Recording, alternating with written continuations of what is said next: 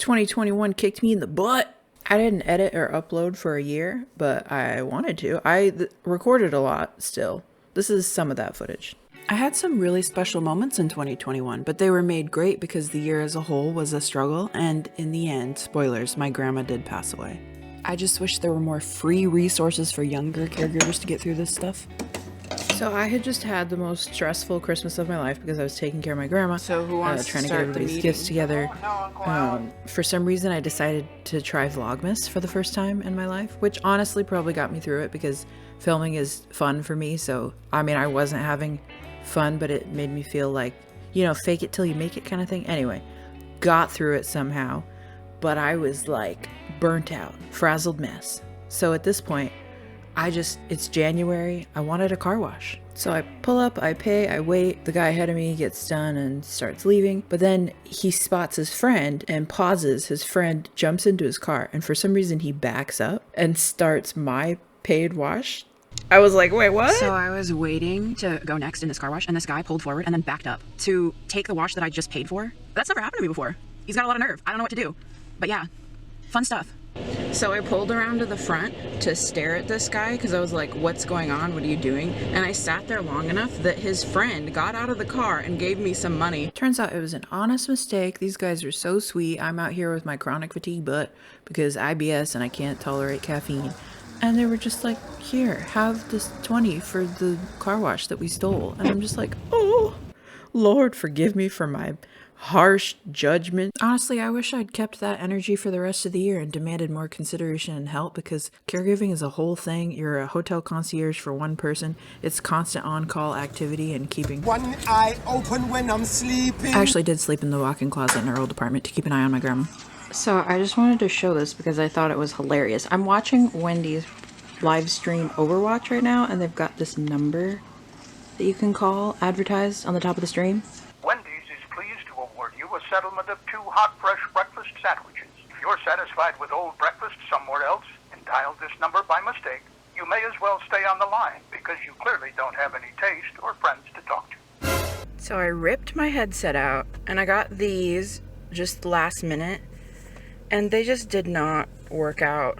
They weren't great. The audio wasn't all that great. This is really short and didn't actually pick up my voice very well. And then when it did, it was like not, what do you call that? Neutralizing the really loud times that I'm laughing or something. It just wasn't great. Taking it back. This is what we're trying next. Never mind. I'm going back again. Wasn't my intention, but I ended up upgrading my setup to this headset, and then this is the mic you're hearing now. Okay, so here's the history. You ready? I was raised and supported by my grandparents, so I went to the kidney dialysis appointments until my grandpa passed away when I was 9. And then my grandma got breast cancer when I was 16, which turned into lung cancer 2 different times. So I grew up being comfortable going to doctor's appointments, hospitals all the time. She got great support from Bible study, church friends, but at the end of the day, when everybody else went home, I'm the one staying overnight at the hospital, getting ready. I quit work and school to handle it because stage 4 lung cancer is a lot to manage with chemo, labs, scans. We kept our circle very small because of COVID, and the only people allowed in the apartment were to see or treat my grandma. So if she was having a stable day or a family member was able to stay with her, I was able to see my boyfriend once a week, once every 2 weeks.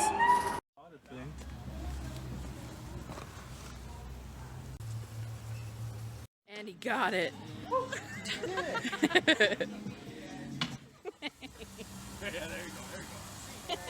This was always a welcome distraction because I was dealing with my grandma's cancer every day and basically started the grieving process early, always wondering if I was ready for her to go. Are you all nice and clean, Fluff? Yeah, you're a chunky seal, aren't you? If I ever take sumo anywhere, I get to use the shop vac on my car. I know my worth. I know my value. I am not being paid for it. Same. So I didn't qualify for caregiving pay because it was based on my grandma's financial stuff instead of my own. And I had some unemployment money, but that got messed up too because I tried going back to work and then had to quit again because she had more surgeries. So I got really into like cheap penny pinching DIY fun artistic projects, offer up stuff, anything to distract from the extremely depressing isolation. I'd already had lots of hobbies because IBS is a different isolation. What are you gonna can? It's for making your lattes?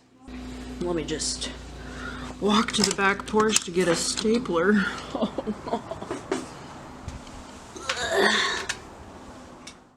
Cody also turned 25, so I'm pretty proud of the cake I made. I think coping in this way made me seem fine when I wasn't. I'm finally gonna go get some errands done. These are the things that I can digest a little bit better for like IBS. My days off are just errands and caregiving and grabbing things that didn't come in a delivery or weren't available at a food bank. So I'm gonna do that. I was constantly trying to find ways to make things more comfortable, adjustments, new bed frame. Look at this beauty right here. It's all electric. Do a little zippy zip. You can make the whole thing come up, go back. You can make the whole legs. Okay, anyway, you get it. Yes. Because of medication, we're constantly trying to find ways to up protein and fiber. But you know what stinks in the fridge after like just a couple days? Beans, what the? She wanted this all the time and prune juice, but one time she left the prune juice out on the counter for too long. Wow. It's a whole gummy bear in there. I was going to dispensaries for cannabis oil for the pain. We used ginger chews a lot for the nausea. We were trying to be so careful because of COVID, but I still got a cold. And that was actually really nice because it forced a family member to take over for a little bit. Being in and out of medical facilities all the time, we did get vaccinated and I did get tested for COVID a couple different times. No, it's my First time? Where you been hiding? Well, this is a real simple test. It's a Q-tip to the nose, only goes in about an inch. Okay. Tickles a little bit. Thank you, Josh. This is the paperwork associated with your test results. Okay. This is QR code technology. Do you know how to read that? Mm-hmm. Perfect. So that'll take you to the webpage where your test results will live, and they'll be there between 24 and 48 hours of taking today's test, okay? right. It's specific to you, so I'm going to give that to you. If you were to test positive, somebody from public health is supposed to call you or text you to let you know within 24 hours that you've tested positive. Otherwise, check the web results there. And most of the time, they'll send you out a text to let you know that your results have been posted. But you can check it at any time. Okay? So do we have your first and last name spelled perfectly on this file? Yes, you do. I do the test and it kind of tickles. Here we go. Left side here. Good job. 10, 9, 8, 7, 6, 5, 4, 3, 2, 1, and done. You okay? Yep. Right side. 10, 9, 8, 7, 6, 5, 4, 3, 2, 1, and done. That's it. I had the most validating lunch with out-of-state family because one auntie had just gotten done caregiving, so she knew. And then uncle's over here making jokes like, "You're not paying her, I'll be her lawyer. We need to renegotiate. She can fly out and visit anytime she wants. I'll represent." My family was offended. He's out here talking trash. So thank you, uncle, for standing up for me and recognizing the situation for what it is. Oh, yeah. So things are getting more tough, more complicated. I'm having to correct appointments that are wrong, change the bandage that the nurses didn't lay correctly for her sensitive skin, drain her Plerex lung catheter, and Cody's out here encouraging me from afar to keep going. Am I just stupid or something? Sometimes I wish I had somebody else to park the car when I'm getting the wheelchair, you know? You want to know how I got this mask? Cody, I got it from Cody. What is it? Oh. Oh. Oh gosh. Wow. This is pretty. Oh.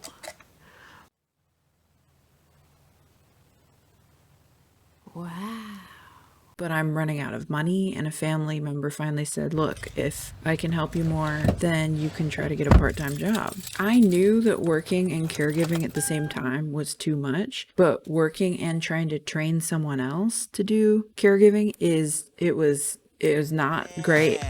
I am not feeling good. I'd been told several times by my family not to worry so much. Caregiving is not that hard. It'll be fine. Everything will be fine. And to just like focus on making money again, basically leave things to them for the most part. And for some reason, I was like, yeah, this is too much for me. Let's see how this goes. But it didn't go well. Texts and calls about like what to do from both my grandma and my mom. Like, I'll be right back, guys. I'll be right back.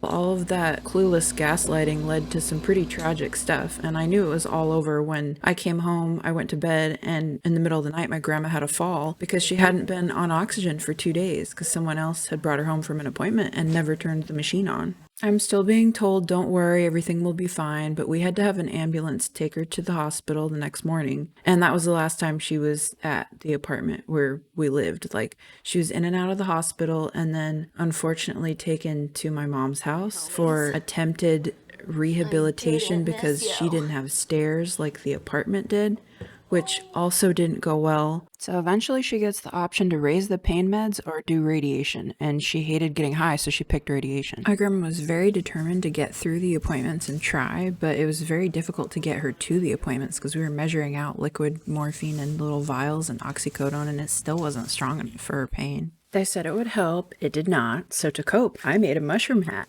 and wore it to the hospital on one of her radiation appointments, cheered her up a little bit. The nurses loved it. One of them showed me a matching mushroom that she saw on a trail the day before. I was like, cool. Apparently it's like really toxic in real life. Cute costume though. She was getting care. I had the time, so I thought, okay, well, this is better than crying about how she's missed appointments on the days I've had to work. Her team was so kind though. They were so nice. Meanwhile, I'm like just traveling to and from the apartment thinking, okay, well, we'll see how long this lasts.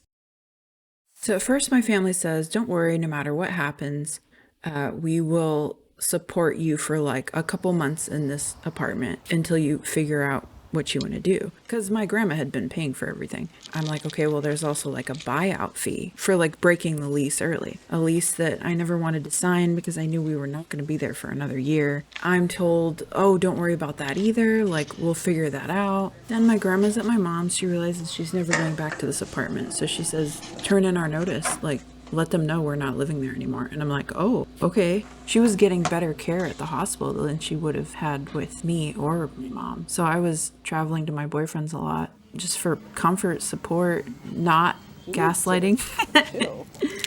Huge. Oh, sorry. Didn't mean to. Hamsters are so mean. They are.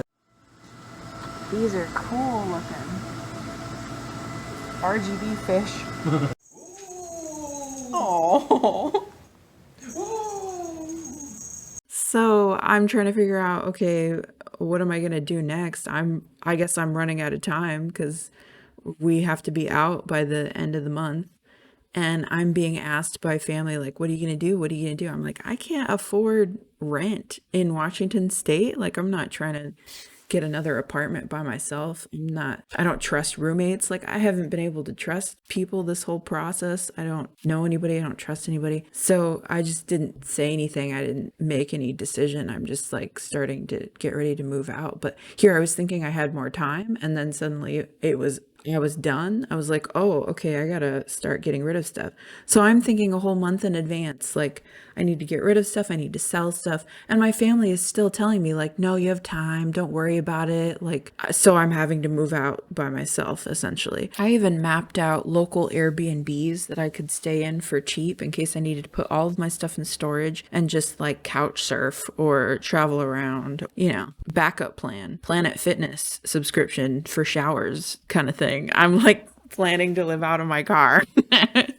I had gotten offers from my boyfriend's family. They reminded me that the offer still stands. They were like, hey, if anything happens, you can totally move in here. I was like, I don't want to have to do that to you guys. I can't pay a lot of rent. So I just keep traveling back and forth with my overnight bag. And after radiation, she gets hospitalized for another week before being placed in a hospice house, which is basically where people go to peacefully die in relative comfort. At this point, I'm still going to work and visiting her. My boyfriend went with me on the last visit. I was able to really talk to her. One shift I get a call from my mom like, this might be it. Do you want to say goodbye? My boss was really great and said, go be with your family. But when I got to my car, I was dumb and left my open duffel bag in my back seat. So someone broke in. Another car had their bag stolen too. So instead of rushing off to the hospice house, I filed a report, talked to security, took a bunch of photos for insurance, taped up my window. And then later that night, I was holding a phone up for a group call of family, singing to her and saying goodbye. It wasn't that night. She passed away later on November 22nd.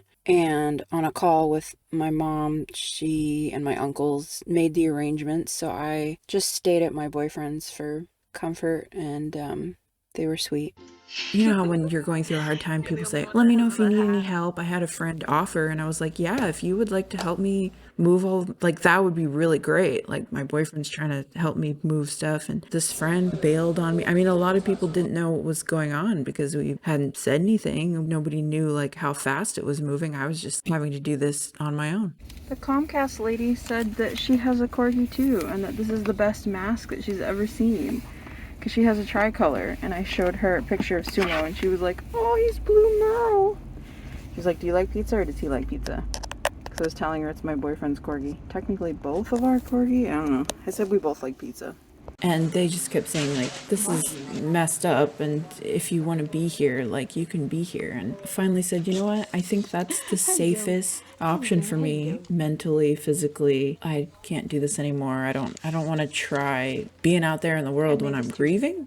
I have a religious family, so of course this is not what they wanted. You don't move in with your boyfriend before you're married. But they also weren't giving me safe options. They kept asking, like, well, how much are you willing to pay? Who can we move you in with? What roommate can we find? You okay with 1,000, 2,000? I'm like, what? No, I can't afford that. I can't do that. They even suggested I find another older lady to move in with, as in be another unpaid caregiver. Thankfully, there was an emergency waiver for breaking the lease, which was nice because I didn't have to pay it. I was being told to let it go to collections. Contest it later. So one of my boyfriend's family members moved out in October, and then I had to be out of the apartment by the end of November. They let me help them move some of the stuff that was left, and then I brought all of my crap in. And I'm still so thankful that they let me do that, because it was so much better than all my alternatives, and just getting to be with my boyfriend with the animals. Guys, I've lost 10 pounds doing this.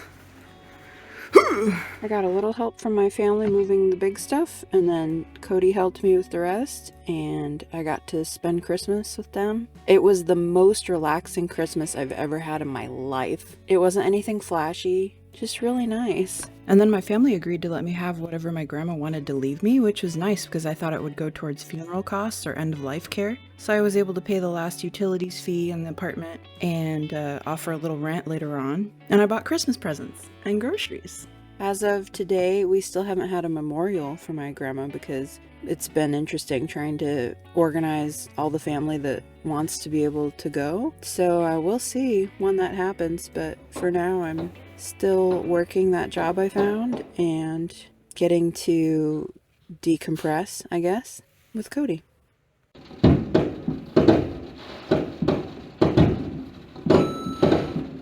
on Mama's toe. Looks like no birthday gifts this year, kids. Don't worry, Papa. We'll always have the gift of music. Yoink! Oh, whoops. You know, I'm actually pretty numb at this point.